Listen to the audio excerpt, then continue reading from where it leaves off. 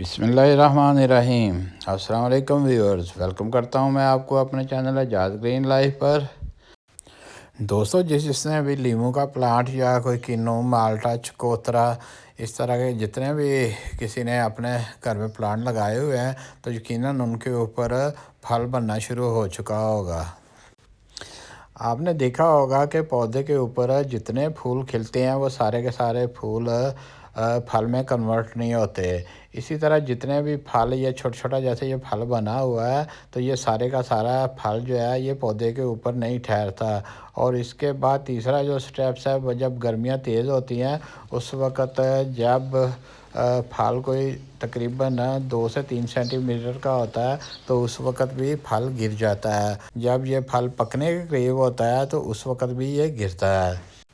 आज की इस वीडियो में हम डिस्कस करेंगे कि हमने इन तीनों स्टेजेस पे फल को गिरने से कैसे रोकना है।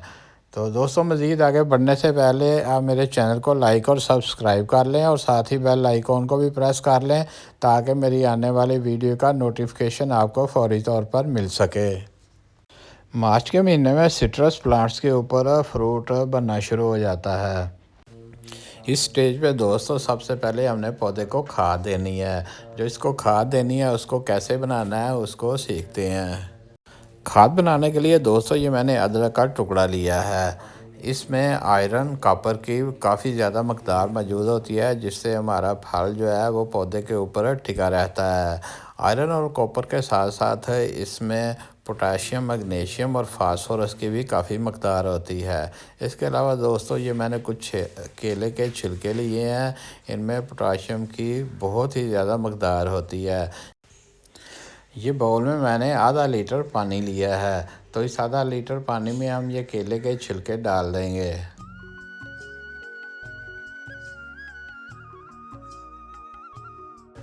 इस अदरक के टुकड़े को हमने मज़ीद छोटे छोटे टुकड़ों में काट लेना है और इसको हमने पानी में शामिल कर देना है।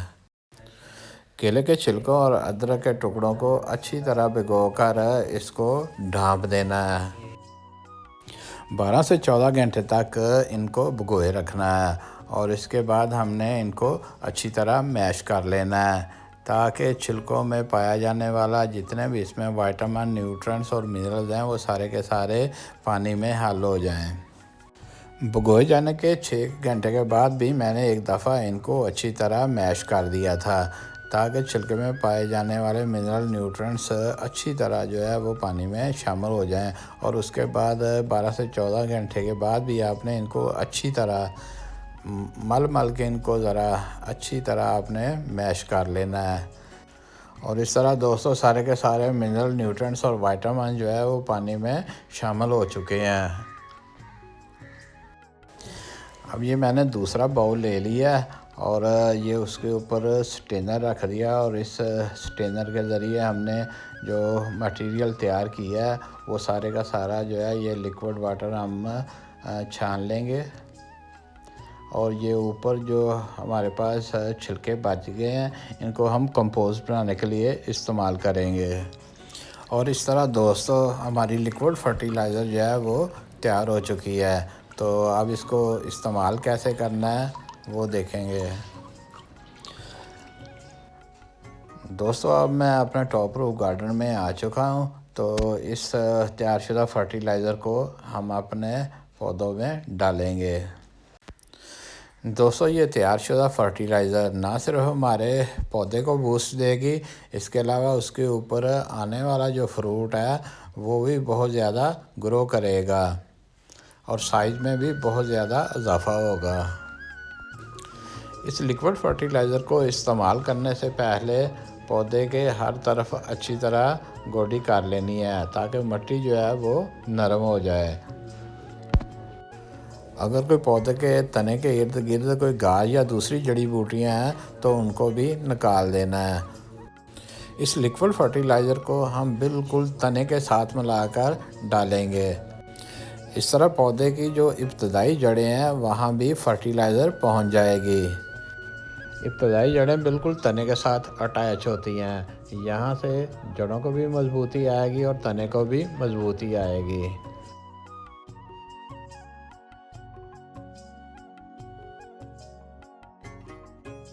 और बाकी फर्टिलाइज़र को भी पौधे के इर्द गिर्द डाल देना है।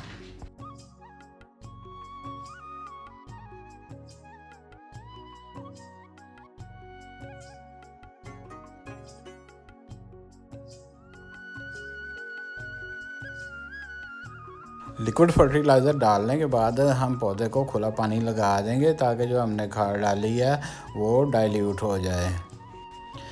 इस तरह खाद पानी में अच्छी तरह मिक्स हो जाएगी और पौधे की सारी जड़ों तक पहुंच जाएगी। जड़ों से होती हुई ये तने में आएगी और तने से होती ही पूरे पौधे की ब्रांचेस में ये ट्रांसफ़र हो जाएगी।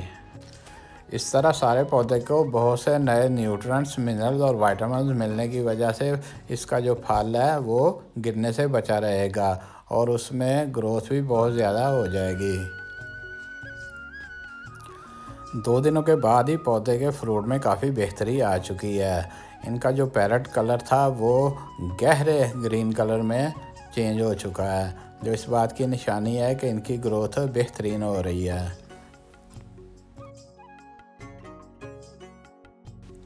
मार्च और अप्रैल में इन 2 महीनों में पौधों के ऊपर सुंडियों का बहुत ज़्यादा हमला होता है।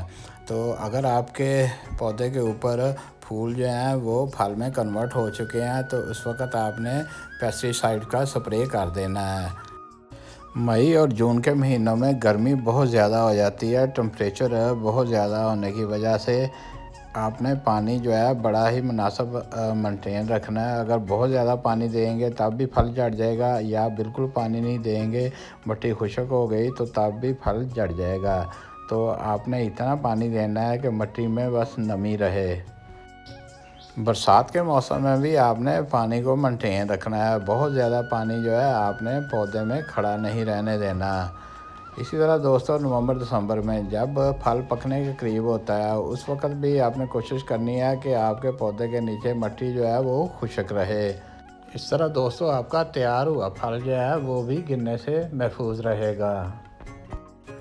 अगर आपने पौधे गमले में लगाए हुए हैं तो आपने कोशिश करनी है कि उनको धूप में रखें, क्योंकि उन दिनों दिन छोटे होते हैं और धूप जो है वो भी कम होती है, तो इसलिए आपने उनको धूप वाले एरिया में ही रखना है। उम्मीद है दोस्तों आज की वीडियो आपके लिए बहुत ही फ़ायदेमंद होगी। जो दोस्त मेरे चैनल पर नए हैं वो इसको लाइक और सब्सक्राइब कर लें और साथ ही बेल आइकॉन को भी प्रेस कर लें ताकि मेरी आने वाली वीडियो का नोटिफिकेशन आपको फौरी तौर पे मिल सके।